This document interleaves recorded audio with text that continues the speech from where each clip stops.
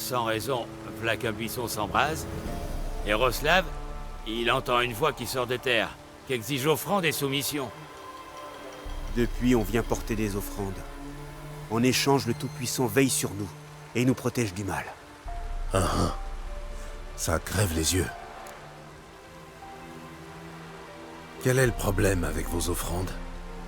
Pas la peine de se moquer, hein. Voyez bien qu'on a rapporté des miettes. Dans la guerre, j'aurais pas donné ça à mes chiens. Et qu'est-ce qu'on y peut? Les temps sont durs. Et ça va pas s'arranger. Le Tout-Puissant dit que s'il a pas sa ration de lard et un tonneau de bière, les rivières, elles vont grouiller de grenouilles, et que les sauterelles, elles vont boulotter nos récoltes. Je pourrais intercéder en votre faveur auprès de ce Tout-Puissant. Mon petit doigt me dit qu'on pourrait trouver un arrangement. Ma foi, ça mange pas de pain. Pour y causer, faut se tenir devant l'autel et beugler. Tout-Puissant, aide un pauvre R dans le besoin. Et qui sait, il écoutera peut-être un étranger.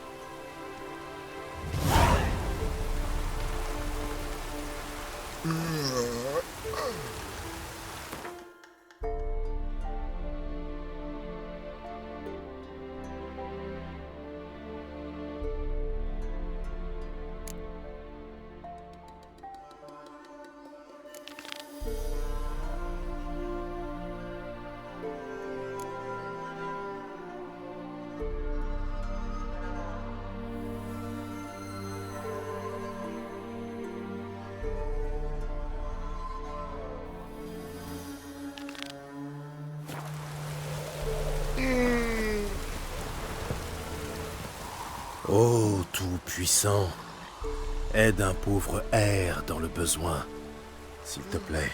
Pourquoi déranger mon divin sommeil, mortel? Pour demander à votre divinité de lever la malédiction que vous avez lancée. Ces paysans n'ont vraiment pas... Qu'ils présentent des offrandes convenables, sans quoi ils subiront la sécheresse, la grêle, les tremblements de terre, les avalanches. J'ai parlé! Des avalanches, ici. Par quel miracle?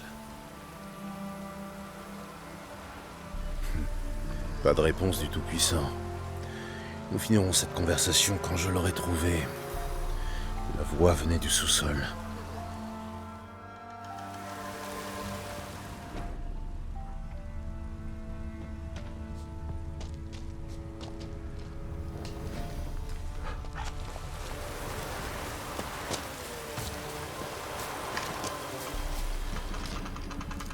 Il y a quelque chose ici.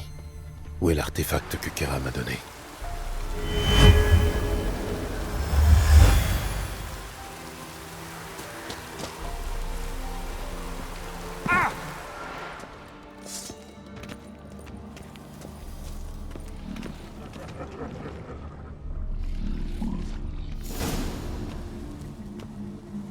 Quoi? Qui ose déranger ma divine incarnation? Gérald de Rive, enchanté.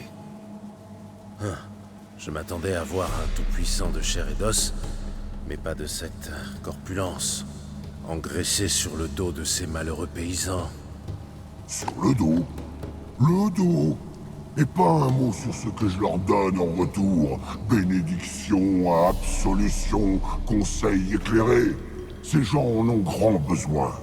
Je veillerai toujours sur eux s'ils remplissaient leur contrat. Mais dernièrement, ils présentent des offrandes lamentables. Prélevés sur la maigre pitance de leurs enfants. Et pour couronner le tout, tu leur lances une malédiction. Que je lèverai quand j'aurai des offrandes dignes de ce nom. Dois-je me contenter de l'écailler? Pas question. Tu peux le leur répéter.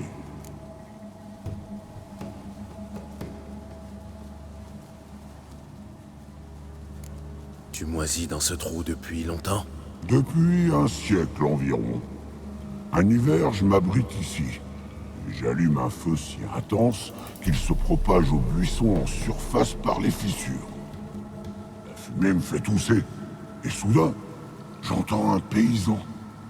Une voix de nulle part, il dit « Un miracle !» Ce jour-là, devenu un dieu.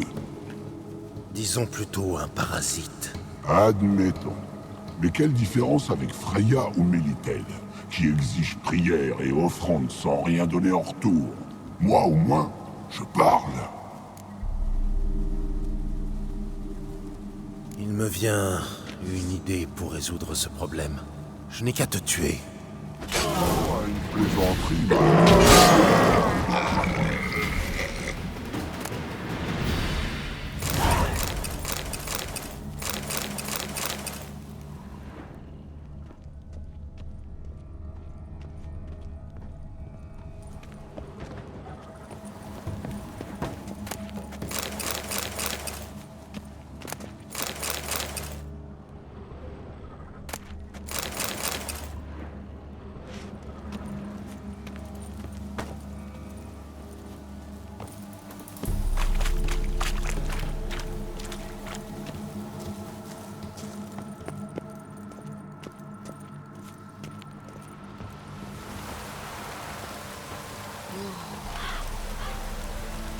Du nouveau? J'ai de bonnes nouvelles. Votre dieu est mort. Il s'agissait en fait d'un simple monstre, intelligent et vicieux, qui a abusé de vous. Vous creviez de faim pendant que lui s'engraissait. Qu'est-ce que vous avez fait? Le Tout-Puissant nous avait prévenus. Son départ, ça serait notre mort à tous. Viens, Trébor. Faut prévenir les autres. On n'a plus qu'à prier tous ensemble.